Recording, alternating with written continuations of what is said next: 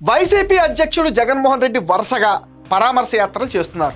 అధికారం పోయిన తర్వాత ఆయన ప్రజల్లోకి వచ్చిన సందర్భాలన్నీ పరామర్శ యాత్రలే. మరి ఆయన ఎవరిని పరామర్శిస్తున్నారు, ఎందుకు పరామర్శిస్తున్నారో చూస్తే సీఎం చంద్రబాబును బూతులు తిట్టిన అంబటి రాంబాబు, మంత్రి నారా లోకేష్ మీద నోరు పారేసుకున్న జోగి రమేష్, మహిళా ఎమ్మెల్యేల గురించి అసభ్యంగా మాట్లాడిన మాజీ ఎమ్మెల్యే నల్లపురెడ్డి ప్రసన్న కుమార్ రెడ్డి, దళితుడిని కిడ్నాప్ చేసిన వల్లభనేని వంశీ, హత్య కేసులో జైలు పాలైన పిన్నెల్లి రామకృష్ణారెడ్డి వంటి వైసీపీ నాయకులు, తెనాలి గంజాయి బ్యాచ్, పొదిలి బెట్టింగ్ బ్యాచ్ లాంటి గలీజ్ సన్నాసులు తప్పు చేసి చట్టానికి దొరికితే వాళ్ళేదో పెద్ద స్వాతంత్ర పోరాటం చేసి జైలుకెళ్ళి వచ్చినట్టుగా జగన్ రెడ్డి పరామర్శ యాత్రలు చేస్తున్నారు.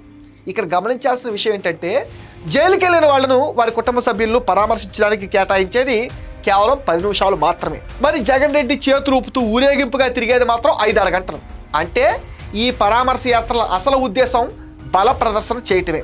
కష్టాల్లో ఉన్న వైసీపీ నాయకులు, కార్యకర్తల్ని ఆదుకుని వాళ్ళకి ధైర్యం చెప్తే అర్థం చేసుకోవచ్చు. కానీ గంజాయి స్మగ్లర్లు, బూత్ బ్యాచ్, కిడ్నాపర్లు, హంతకులను మాత్రమే పరామర్శించడం ద్వారా సమాజానికి ఎలాంటి సందేశం ఇస్తున్నారో వైసీపీ నాయకులే కాస్త వివరించాలి.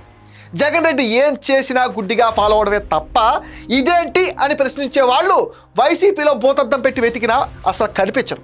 ప్రజాస్వామ్యం గురించి ఊకదంపుడు ఉపన్యాసాలు ఇస్తారే కానీ సొంత పార్టీలో అంతర్గతంగా ప్రజాస్వామ్యం కొంచెం కూడా లేకుండా చేసిన ఘనత జగన్మోహన్ రెడ్డి సొంతం. మీ స్నేహితులను చూసి నువ్వు ఎలాంటి వాడివో చెప్పచ్చు అంటారు మానసికవేత్తలు. సామాన్యులే కాదు, రాజకీయ నాయకులకు కూడా ఈ సూత్రం తోచ తప్పకుండా వర్తిస్తుంది. రౌడీ షీటర్లు, స్మగ్లర్లు, కిడ్నాపర్లు, హంతకుల్ని ఆత్మీయులుగా భావించే వైఎస్ జగన్మోహన్ రెడ్డిని ఏమనాలో, ఆయన ఎలాంటి వాడో ప్రజలే అర్థం చేసుకోవాలి. నాయకత్వ స్థానంలో ఉన్న వాళ్ళు ఎలాంటి విషయాలు ప్రోత్సహిస్తే వాళ్ళ మార్గదర్శకత్వంలో పనిచేసే వాళ్ళు కూడా సేమ్ అదే ఫాలో అవుతారు. బూతు నేతలను, గోండా నాయకులను ప్రోత్సహించే జగన్ లాంటి నాయకుడి నాయకత్వంలో రాష్ట్ర ప్రజలు ఎలాంటి పరిస్థితులు ఎదుర్కోవాల్సి వస్తుంది? నేరస్తుల పట్ల సానుభూతి చూపించి బాధితులకు శిక్ష వేయించే నాయకుడి చేతికి అధికారం అందితే సామాన్యులు ఏమైపోతారో ప్రతి ఒక్కరూ ఆలోచించుకోవాల్సిన అవసరం ఉంది. ఒక వ్యక్తి అహంకారాన్ని సంతృప్తిపరచడానికి, అధికార దాహం తీర్చడానికి రాష్ట్ర భవిష్యత్తు, ప్రజల భద్రతను పణంగా పెట్టాలా? ఈ ప్రశ్నలకు ఎవరికి వాళ్లే సమాధానం చెప్పుకోవాలి.